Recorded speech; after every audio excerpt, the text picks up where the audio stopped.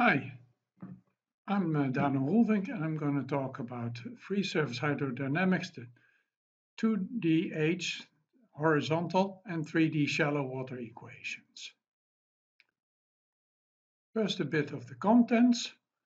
We'll talk about the main assumptions and a derivation from the Navier-Stokes equations. Maybe a tough beginning, but you'll hopefully find it useful.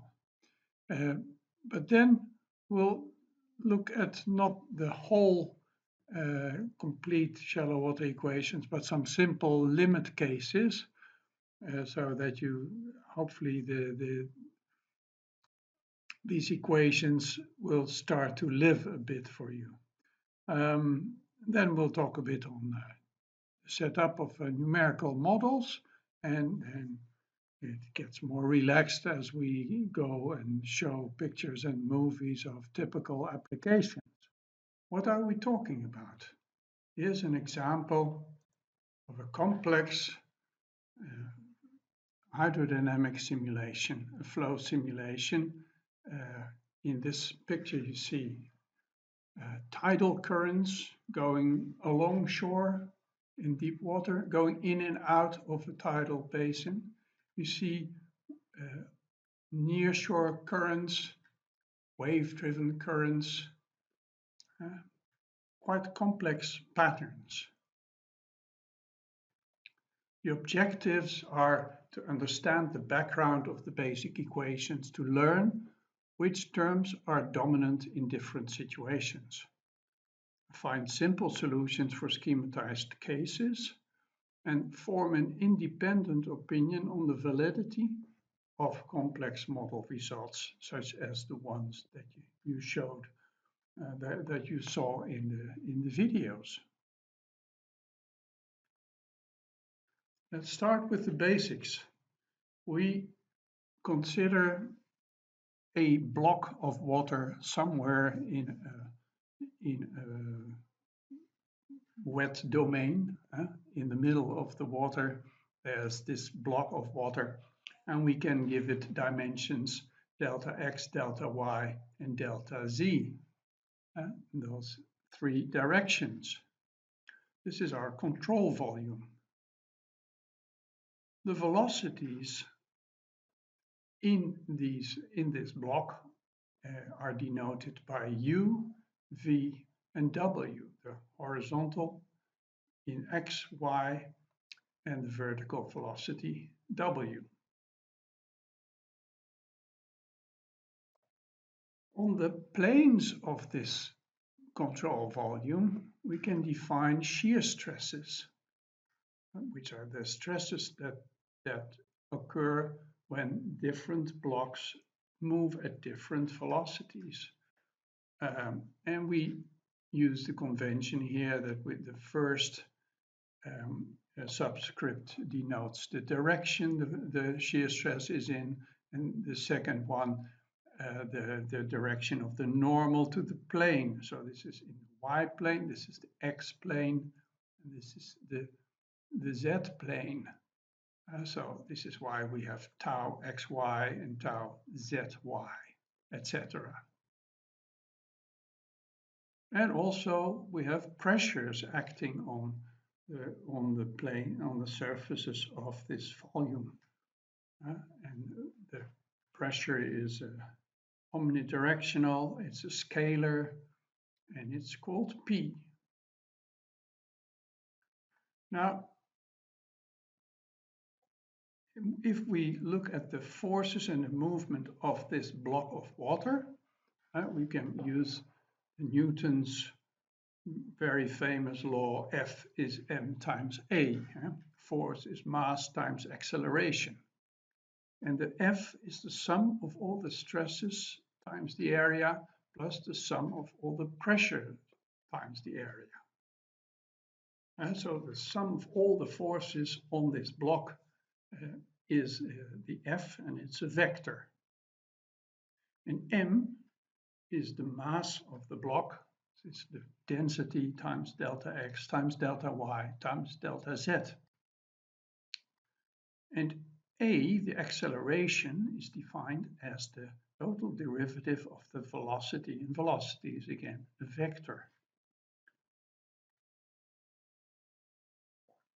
So if we look at the x direction, the momentum balance, we can see the m times a, so m is rho delta x delta y delta z, a is du dt, equals f, and f is the sum of the shear stresses acting in the x direction, so xy and xz, times their surface area. And the gradient in the pressure works in the opposite direction. So if the pressure increases in the x direction, then there's a net pressure that works against the x direction, in the negative x direction. So that's why we have this minus sign. If we divide everything by delta x, delta y, delta z, then we get rho du dt, and here we have delta x, delta z divided by delta x, delta y, delta z, so delta tau over delta y, delta tau xz over delta z, minus delta p delta x. And if we then go to infinitesimally small delta x, we can write it as a partial derivatives. So we have the total derivative of the velocity in x direction is the gradients and the partial derivative of tau xy with respect to y, xz over delta z, and partial p partial x.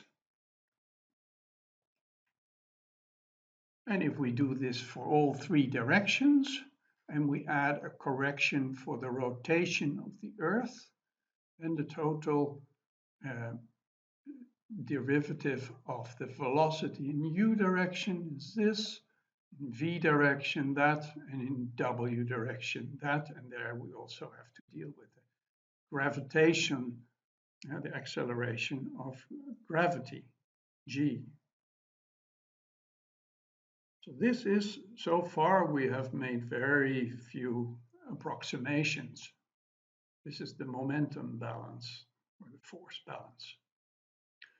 Now, the mass balance, we assume that there's incompressible flow, and then we should have that the gradient of the velocity in x direction, the total gradient of the velocity should be zero. We're not adding water or subtracting it. Now, if we average the momentum balance over short timescales, because so far we didn't specify the timescale, so we could really still use these equations to resolve very small turbulent length scales, for instance. But if we average over those very short scales, then the first thing we average over is turbulence. And we get the process of so-called Reynolds stresses. And the Reynolds stresses are then approximated by turbulent shear stresses. So the shear stresses we mentioned before, they were maybe just the viscous shear stresses, but now we add the turbulent shear stresses that represent all the motions on shorter scales than we want to resolve in our model. And with this so-called gradient approximation, we approximate the shear stress xy by the viscosity, turbulence viscosity, times the gradient of u in the y direction, and etc. So every shear stress component represents different fluctuations of the turbulent velocity.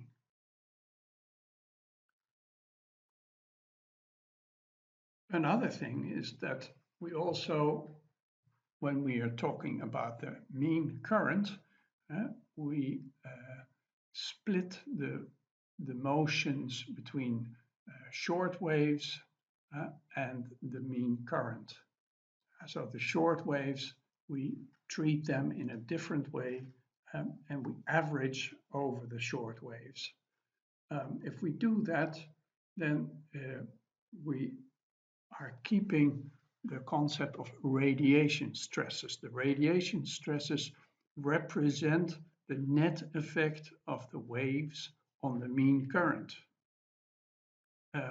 They can be approximated by the linear theory, and you can find any short waves lectures that will describe how you can derive those radiation stresses. We're assuming here that that is out of the scope of the current lecture, but we will go into practical ways to compute the radiation stresses.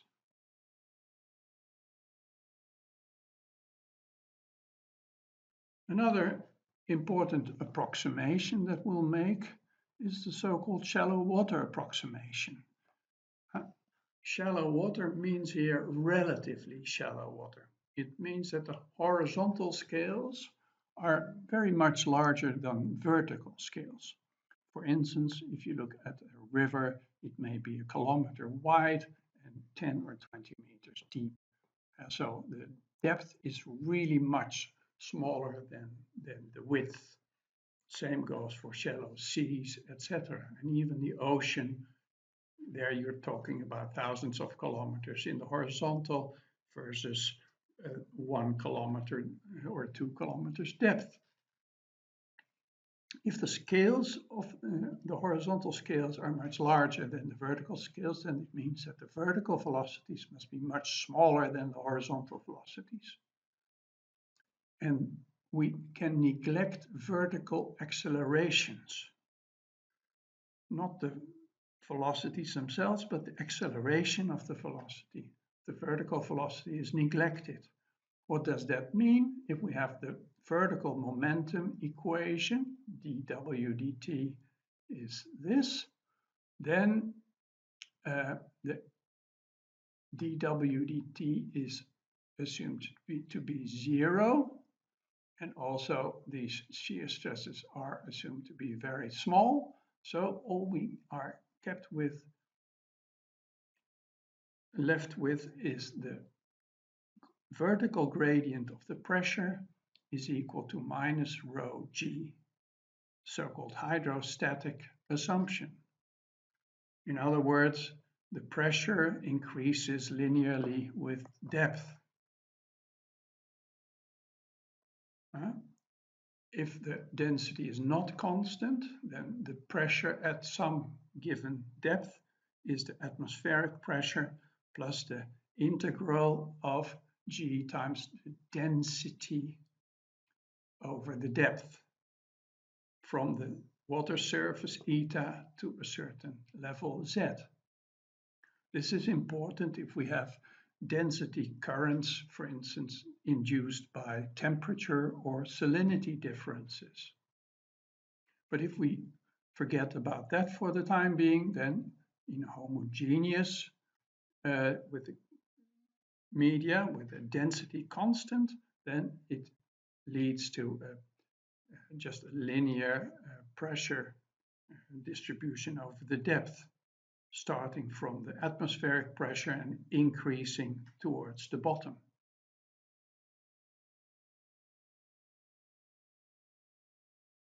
So if we summarize everything we discussed now, then we have the acceleration, du dt, the Coriolis effect, the horizontal diffusion, that is basically the turbulence effects. We have the vertical diffusion, And we have the pressure gradient, the horizontal pressure gradient here. And we have a forcing by wind and waves.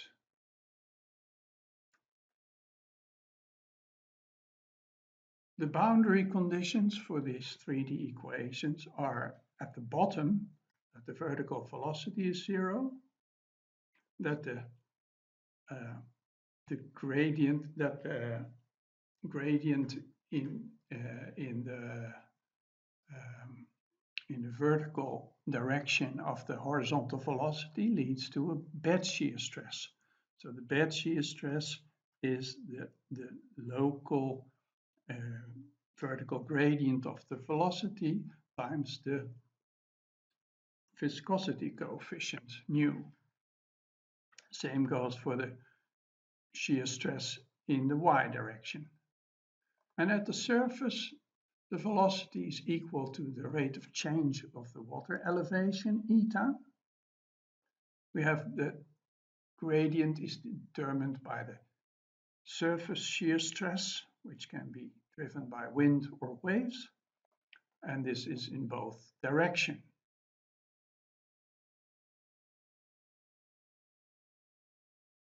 Now, a final step is that so far we've been moving with our block of water which was moving with the flow.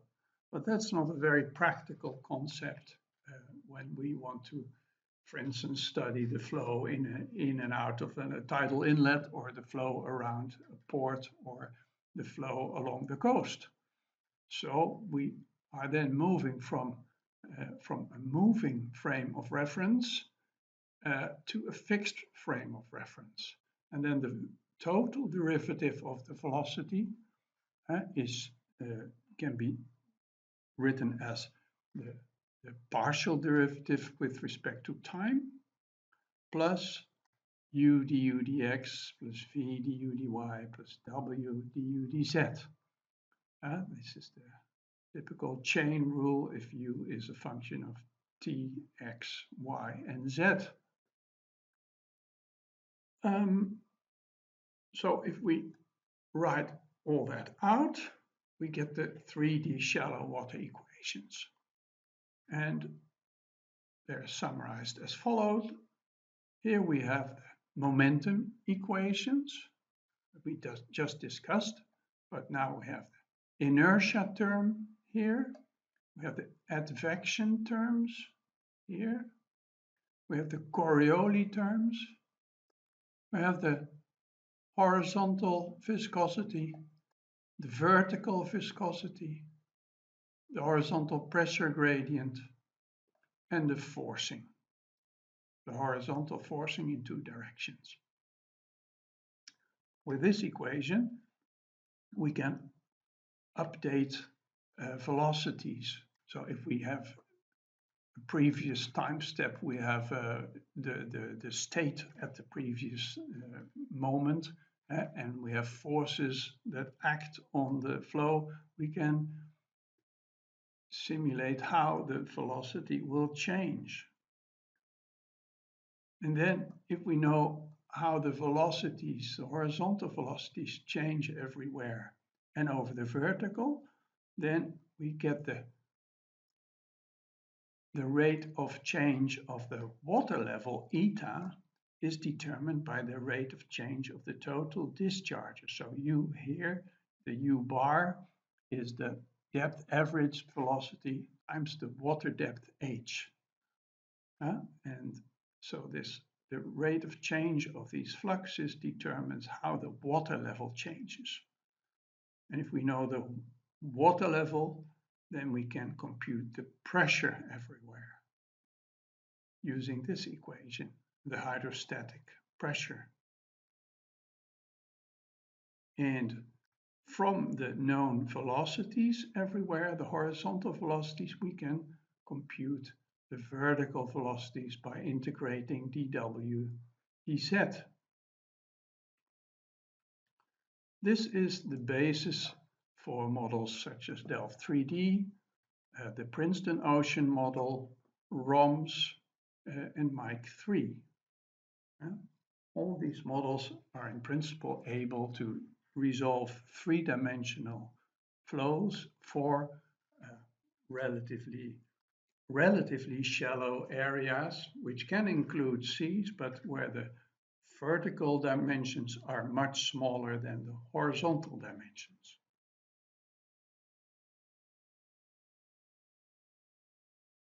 If we depth average these equations, then instead of these u's and v's, we get the depth averaged velocity, and we instead of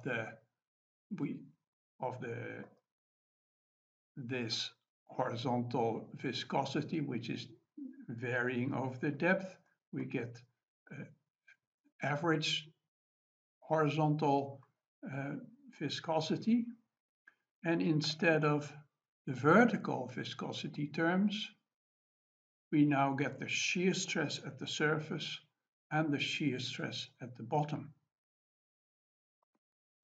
We have the gradient of the atmospheric pressure. We have the water level gradient. Eta is the water level, remember? Plus the forcing due to wind. Well, in this case, the forcing is purely due to waves. We complete this set of equations with the continuity equation, the depth averaged mass balance and volume balance, and that is again depth averaged velocity times water depth, the gradient of that in x direction. Oh, this should be a y, by the way. Apologies for that. That is the rate of change of the water level. And this set of equations is the basis for DELFT 3D XBeach Mike 21. DELFT 3D, as you know, or as you may know, can be run in 2D or 3D. So let's summarize. This is the depth average momentum balance as part of the shallow water equations. And the terms here are acceleration, du dt, dv dt, advection, u du dx plus v du dy, etc. Coriolis effect, we have the horizontal diffusion, the wind shear stress, bed shear stress, atmospheric pressure, the water level gradient, and the wave forcing. This is the most